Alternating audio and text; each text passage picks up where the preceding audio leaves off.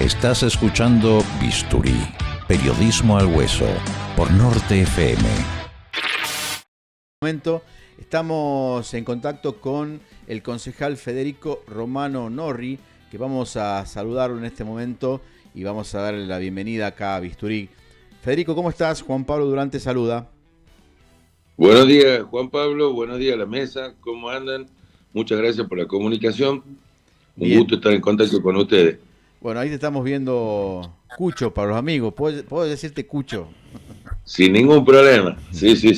Bueno, contanos un poco. Ayer una reunión muy importante. ¿Qué se debatió allí? Contanos vos qué expectativa hay de este código que ya ha quedado viejo, ¿no? En el tiempo. ¿Qué es lo que está proponiendo en este caso el municipio, los concejales y el resto de otras municipalidades de Gran San Miguel de Tucumán? Bueno, creo que he hecho un diagnóstico preciso, te estaba escuchando, te podríamos llevar el consejo perfectamente. No, sinceramente hemos venido atravesando un momento muy complejo por las inundaciones. Se tuvo que postergar el inicio de la primera asamblea pública para la reforma del Código de Planeamiento. Era un evento importante, presidido por nuestra querida intendenta, como así también por el presidente del Consejo Deliberante, el resto de los concejales, pero fundamentalmente lo más importante era arrancar con una etapa de diagnóstico, con datos duros, para ver todos los déficits que tenemos de maneras estructurales y en materia de infraestructura, que son las cuestiones a corregir para poder prever qué tipo de ciudad queremos de los próximos 30, 50 años. Bien. Como lo has dicho vos de manera adecuada, hay muchísimas dificultades. Una de esas era el ex cinturón de hierro que estamos viendo, una cuestión jurisdiccional para ver si se puede pedir el desmantelamiento de las estructuras que hayan quedado obsoletas o viejas. Sí. Y en el caso que no sea así, bueno, si hay una restauración del sistema ferroviario, también que se lo haga y se concrete, pero este punto intermedio no le sirve absolutamente a nadie y nos dificulta al municipio que puedan llevarse adelante obras que son necesarias para descomprimir ciertas arterias y en algunos casos para abrir algunas calles que podrían conectarnos de este a oeste o de norte a sur, de acuerdo a si están en el sur o si están en el oeste, sobre todo por Marco Avellaneda, Bernabé Arao, que sería muy importante para la ciudadanía de Tucumán, como vía de acceso de hierbabuena, fundamentalmente, de que puedan ser abiertas algunas de esas calles, ¿no? Claro, y lo mismo pasa. Exacto, y de hecho te decía que la participación también de otros municipios va a ser fundamental, porque no solamente hay que legislar para Capital, sino también para el resto, porque bueno, estamos todos integrados, ¿no? Así como funciona el servicio de la basura, que participan todos los municipios, bueno, me parece coherente que también estén todos los... Me parece que faltaron, lo vi a Macchiarola, no sé si después irán sumando más municipios.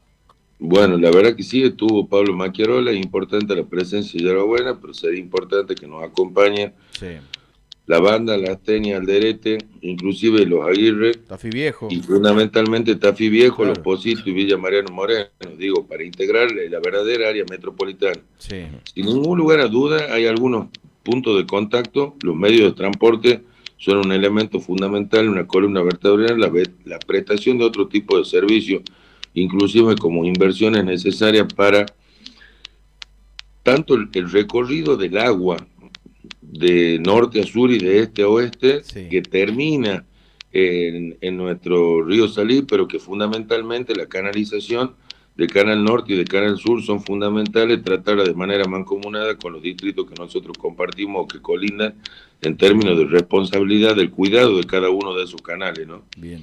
Las vías de acceso también, habría que buscar de qué manera poder acelerar y agilizar el ingreso a San Miguel de Tucumán de una manera no traumática. En horarios picos se pone muy complejo, y después tenemos embudos internos.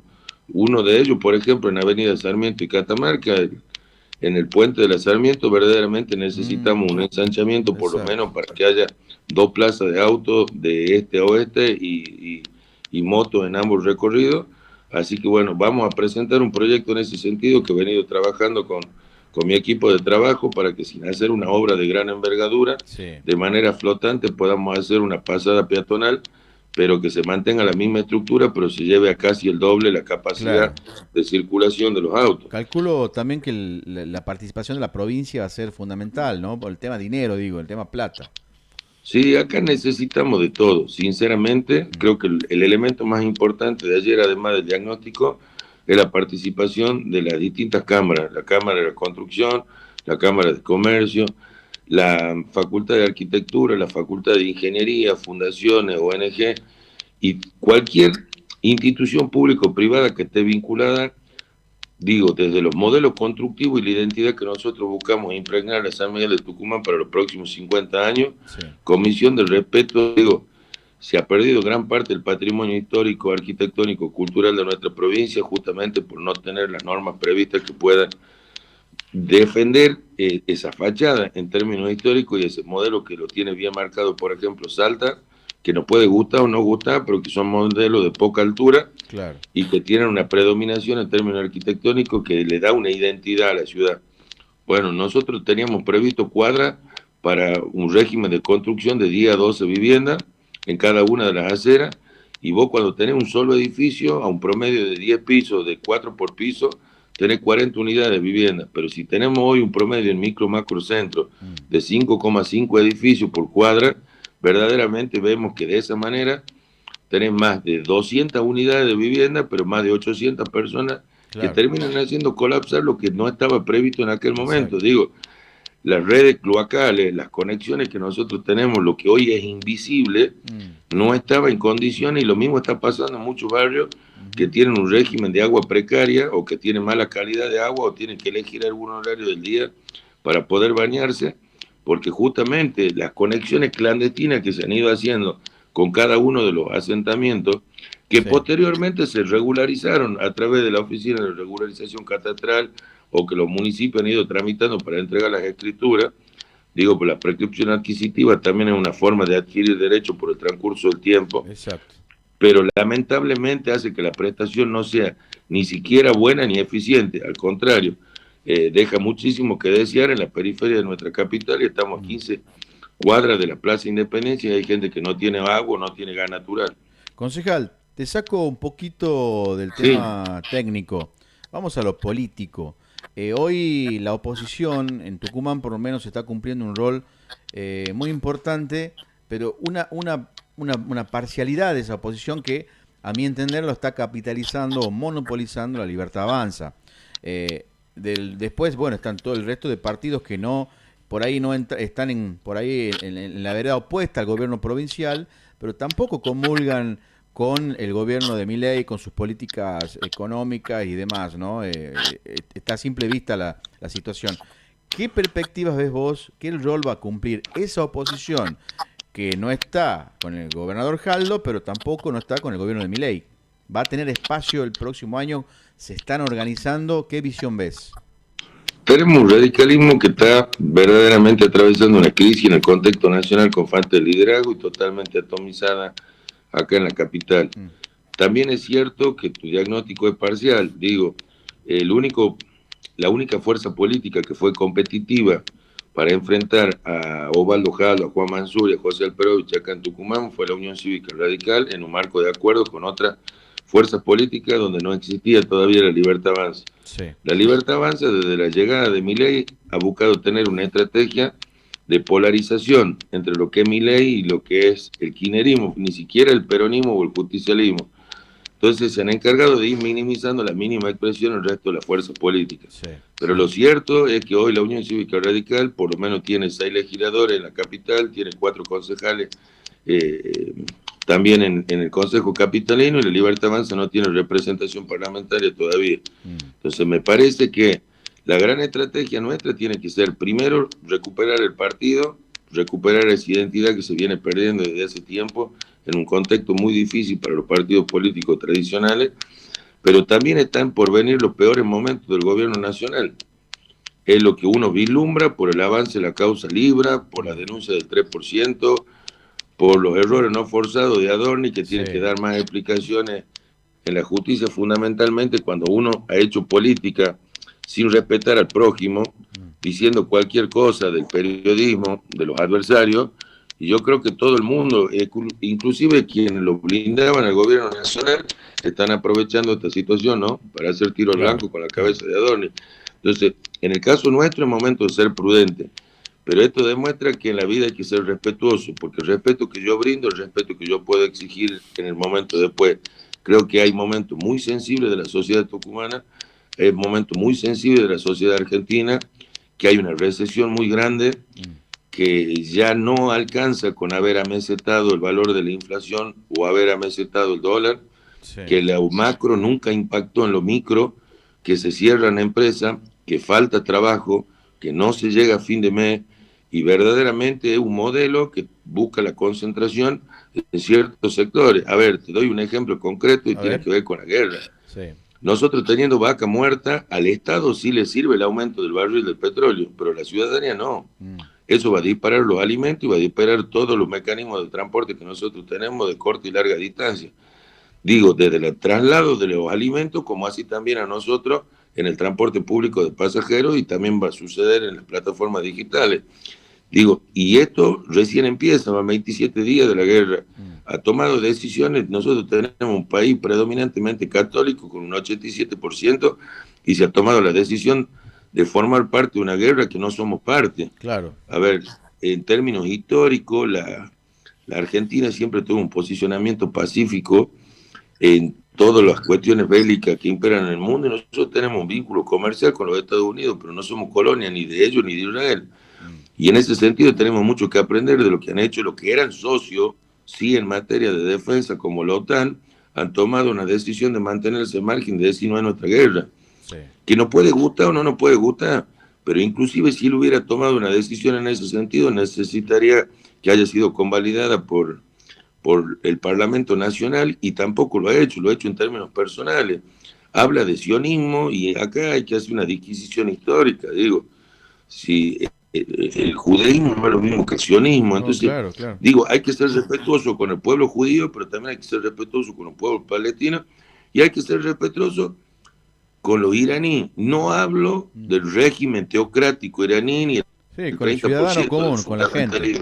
Exacto, claro. Pero digo, la Argentina está viviendo momentos muy difíciles, y no me puede sacar un decreto a medianoche, a escondida, que se termina filtrando por la inteligencia argentina, donde tenemos que recibir 300.000 israelitas como refugiados, dándole casa, comida y trabajo, cuando nosotros tenemos gente que se nos muere de hambre acá. Claro. Digo, los abuelos de ustedes, los míos, que vinieron de Italia, de Francia, de Alemania, de España, en el momento de la posguerra, eran recibidos porque la nación es a puerta abierta, como lo recibimos a los venezolanos, que en algún momento vinieron por su crisis humanitaria en su país. Pero digo, sin ningún beneficio sectorial, ni en función de su credo, ni de su ideología. Concejal, buen día. Leonel Mariani lo saluda. Buen día. ¿Cómo estamos? ¿Qué tal? Rebobinando un poco, volviendo al tema político de la capital, recién hacía mención y decías que está atomizada el radicalismo en el Consejo Capitalino. Se está trabajando para unificar el bloque, para unificar fuerzas, para que se una la oposición. La semana pasada hablábamos con su hermano y nos decía que él trabaja todos los días para unir la oposición en un solo bloque en la legislatura. ¿Cómo se da esto en el Consejo? Sería muy importante por lo que genera para afuera mostrarnos unidos.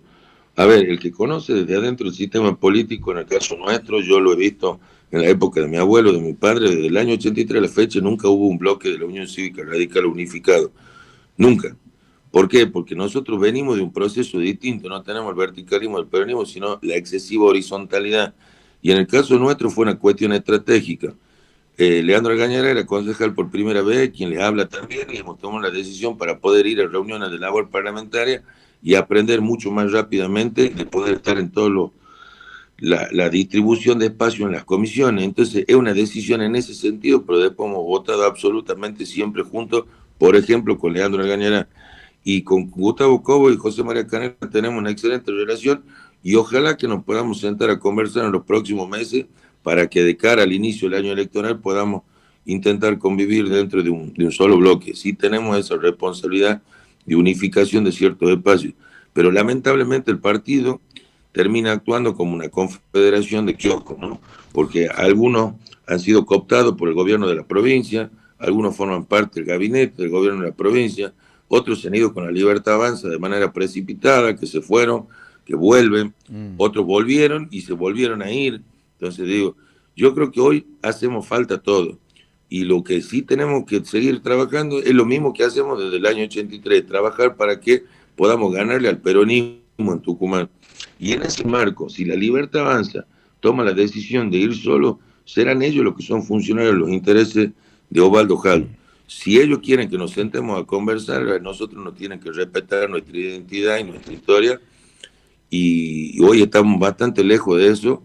Sí. Ellos también nos necesitan con 2 puntos, con 8 puntos, con 15 puntos, con 20 puntos, pero con respeto. Tenemos la banca, tenemos la fuerza y el poder territorial, sí, el acompañamiento y la legitimidad activa por parte de la ciudadanía, y merecemos ese respeto que nos ha demostrado tener Milei por sectores del radicalismo en el contexto nacional, pero después venía de rodillas para pedir que lo ayuden para la ley base y la ley ómnibus. Sí, de todas maneras, Cucho, creo que hay está muy complicado poder acordar con la Libertad Avanza, teniendo en cuenta, bueno, que el gobierno de Milei hoy por hoy no está brindando lo que vos decías hace rato. Es muy difícil acordar con un partido en la provincia que, si bien es, entre comillas digo, ¿no? Porque por ahí tengo mis dudas, contrario a Jaldo, y a su vez, bueno, apoya fervientemente a Milei. Hoy no veo a la dirigencia que esté en contra de Jaldo en Tucumán que apoye a Milei. Entonces sería medio complicado poder amalgamar esa situación, ¿no? Siempre y cuando... Totalmente. El peronismo, hace la pantomima, necesita estar cercano al gobierno nacional para poder recibir fondos y transferencias de manera ventajosa respecto de otro distrito del país. Pero lo que sí es cierto es que hasta acá al peronismo no le ha servido esa cercanía con el gobierno nacional. Ellos tendrán su crisis de identidad, que a mí no me corresponde hablar, pero sí puedo hablar de la Unión Cívica Radical. Nosotros, si queremos ganarle al peronismo, necesitamos hacer un frente electoral lo más amplio posible, pero no vamos a permitir que hayan hecho lo que han hecho con el PRO, con Burrich a nivel nacional, que lo cooptaron para subsumirlo sin respetarle su identidad, para destruirlo verdaderamente el PRO. Eso no lo vamos a permitir. Somos el partido más antiguo de la América Latina, tenemos convicción y venimos trabajando, estamos antes que la Libertad Avanza, y cuando la Libertad Avanza deje de existir vamos a seguir trabajando. Así que hay partidos que se ponen de moda, hay partidos que se ponen de moda, pasó con De Narváez, pasó en el mejor momento de Lilita Carrió. Creo que hay que ser muy respetuoso y responsable. Acá pueden hablar más de los políticos en general y de algunos en particular, pero también la gente puede ponderar, y gracias a Dios cada vez que nos sometemos ante el voto electoral tenemos el acompañamiento de la gente, que es lo que nos legitima. Así que nada, a seguir trabajando, recorriendo los barrios, poniéndonos al servicio de la gente y no solo apareciéndonos para sacar una foto en un momento de crisis. Federico, te mando un abrazo. Ya sabes que, como siempre, está disponible este espacio, un espacio plural para todas las voces, todos los espacios, todos los partidos que quieran mostrar su postura y su opinión sobre la política y obviamente sobre la situación provincial y nacional. Le mando un abrazo a los tres, los felicito por el proyecto, que tengan un gran año, y también quedo a disposición de ustedes y de toda la audiencia. Un abrazo grande, gracias. Cucho. Muchas Hasta gracias. luego. Gracias. Muy bien, pasaba Federico Romano Norri, hijo, porque Federico Romano Norri, padre, fue también dirigente, histórico, legislador, dirigente también. Sí, diputado, bueno, el abuelo también, ¿no? Claro. El abuelo de ellos fue el pionero de esta dinastía. Dinastía radical, de una porción, ¿no? En la capital, que hoy, bueno, la encabeza Federico Romano Norri, hijo, y Agustín Romano Norri. Bisturí, periodismo al hueso, en nuestro canal de YouTube, Norte Multimedios. Seguinos.